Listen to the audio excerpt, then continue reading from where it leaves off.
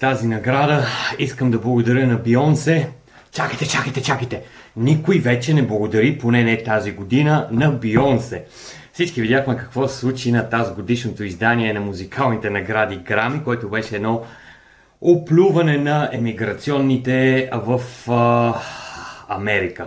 Аз искам да попитам с какво Барак Обама, който между другото спечели Нобелова награда за мир, е депортирал 8 милиона нелегални имигранти в Америка, и Доналд Тръмп, който е депортирал около 400 хиляди по последни официални статистически данни, така се различават по някакъв начин.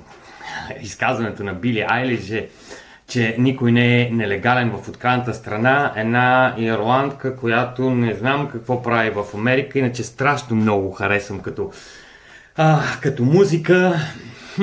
Това са се едни интересни питания. Кой е легален, кой не е легален, това не знам.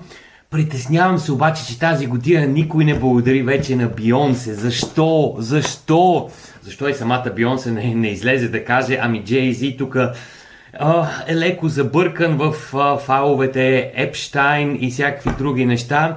И това не го видяхме, и това не го чухме. А относно Европа, само мога да се сетя и да се върна 2016 година назад, когато госпожа Ангела Меркел каза "Wir schaffen das" и разби тотално понятието за суверенна държава. Такова е. Това са левите. Бъдете здрави и следващия път благодарете на Бионсе. Може пък да ви излезе късмета.